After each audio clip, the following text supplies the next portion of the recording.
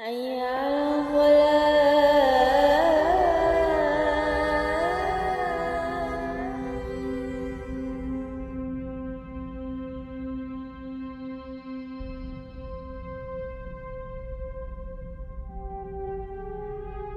Pernah lihat seorang anak alim, tapi matanya seperti menyembunyikan badai. Rumi muda hidup di bawah bayang-bayang ayahnya yang merupakan seorang ulama besar.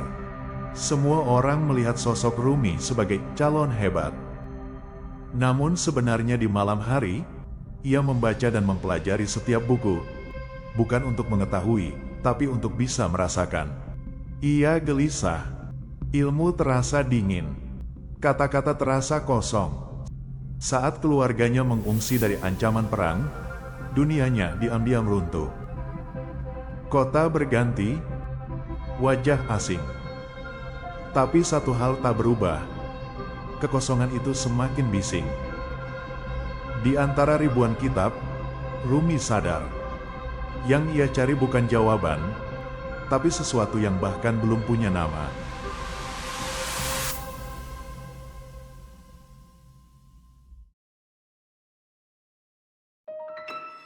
Bagaimana kalau semua orang memujimu, tapi kamu diam-diam hancur? Rumi dewasa, sangat dihormati.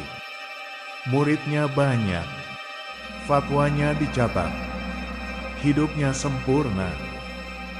Tapi setiap selesai mengajar, ia merasa seperti aktor yang lupa siapa dirinya.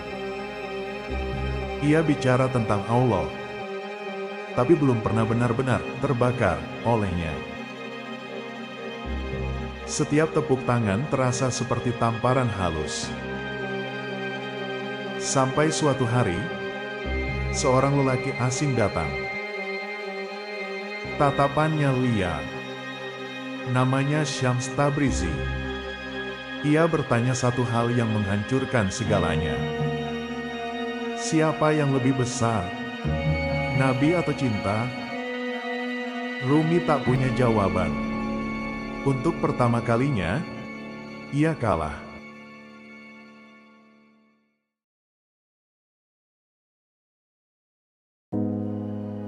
Bagaimana jika seseorang datang hanya untuk menghancurkan hidupmu dan kamu malah bersyukur? Syams Tabrizi bukan guru biasa.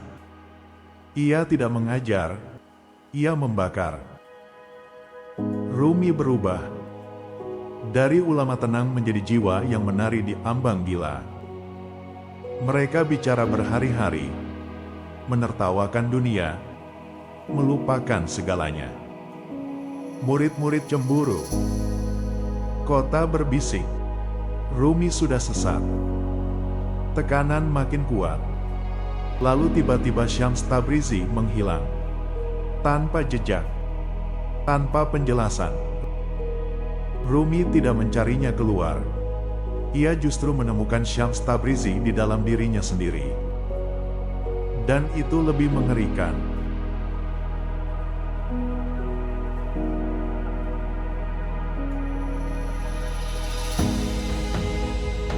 Apa jadinya jika kehilangan justru jadi jalan pulang? Rumi hancur, tapi bukan seperti dulu. Ia tidak lagi mencari makna di buku.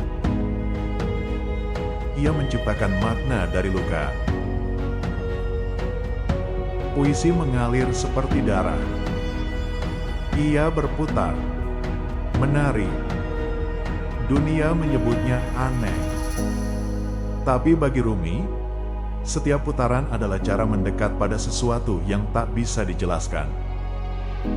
Ia mengubah sakit jadi doa. Kehilangan jadi jembatan. Rumi sadar, Syams Tabrizi tidak pernah pergi. Ia hanya berubah bentuk, menjadi api yang kini membakar dari dalam.